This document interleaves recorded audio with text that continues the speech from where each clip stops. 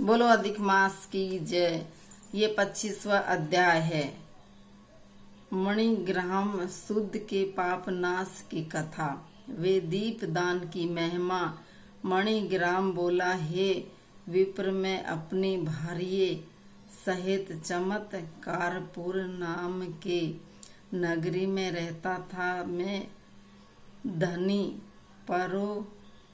परोपकारी और पवित्र हृदय वाला व्यक्ति था, परंतु इसी प्रकार आगे चलकर एक समय मेरी बुद्धि भ्रष्ट हो गई और मैंने अपने धर्म का पालन करना छोड़ दिया और पर स्त्रीगामी हो गया और अपने वस्तुओं, मंदिरा आदि का सेवन करने लगा। चोरी, हिस्सा आदि करने से मुझे अपने संबंधियों ने त्याग दिया और राजा ने मेरा घर आदि सब मुझसे छीन लिया और जो संपत्ति बेची वह बंधुओं ने ले ली। इस तरह सबसे तिरस्कृत होकर मैं इस वन में आ गया और यह निवास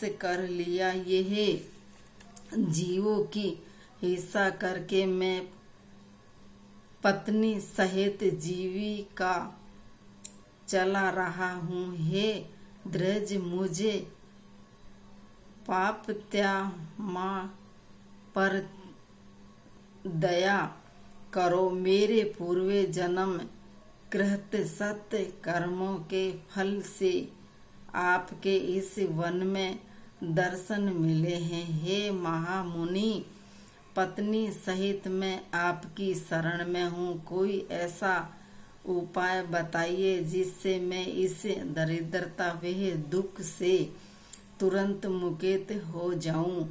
उपदेव कहने लगे, हे महाभाग अतिथि का सत्कार करे। जो कृतार्थ तुमने किया है, इससे ही तेरा कल्याण होगा।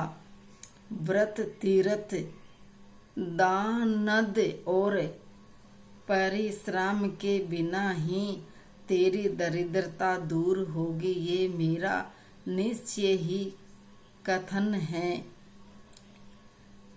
अब से तृतीय मास पुरुषोत्तम मास होगा, सो तुम्हें अपनी पत्नी सहित पुरुषोत्तम की प्रसन्नता के लिए दीप दान करना, जिससे तेरी ये दरिद्रता समूल नाश हो समाप्त होगी। तिल के तेल का दीप दान करना, ऐश्वर्य सुख होने पर घी के दीप को का करना। लेकिन वनवास के इस काल में तेरे लिए इन दोनों में से कुछ भी संभव नहीं है। इससे सरोवर में स्नान करके तू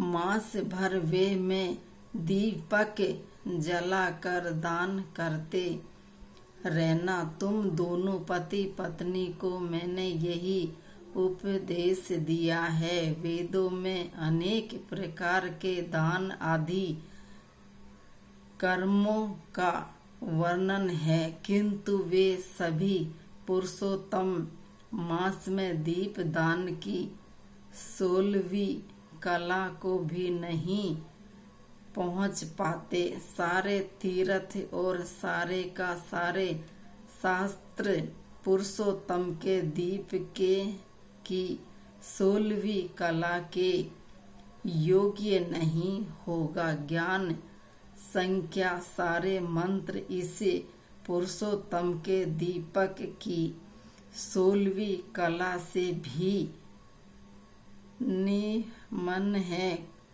कुछ चंद्रयान आदि व्रत इसकी समेता नहीं कर सकते। वेदों का पठन पाठन, गाय का श्रद्धा, गोमती नदी के तट का वास, सभी इसके समान महत्व नहीं रखते। इसी से पुरुषोत्तम मास में दीपदान अवश्य ही करना। मैंने यह तुम्हें दरिद्रता के नाश की युक्ति बतलाई है। हाँ, वत से तुम्हारा कल्याण हो। तुम्हारी सेवा से प्रसन्न हूँ। मैं अब प्रसन्नता करना चाहता हूँ। अगस्त जी बोले। इतना कह कर वे श्रेष्ठ विप्र द्रभुज मुरलीधर भगवान को स्मरण करते हुए प्रयागराज की ओर चले पड़े। दोनों पति पत्नी भी उस उपदेव को आगे तक पहुंचाने के लिए चल पड़े। इसी प्रकार चलते चलते कुछ दिवस बीत गया तो वे दोनों ब्राह्मण से आज्ञा पाकर अपने आश्रम को लौट आए और पुरुषोत्तम भगवान का स्मरण करते हुए भगत के साथ 2 मास बीता दिए। पुरुषोत्तम मास के प्रारंभ होने पर उन्होंने सावधानी से इंगोदी के तेल का दीपक संपूर्ण मास प्रज्वलित किया और व्रत नियम से रहकर उन्होंने संपूर्ण मास व्यतीत किया। श्री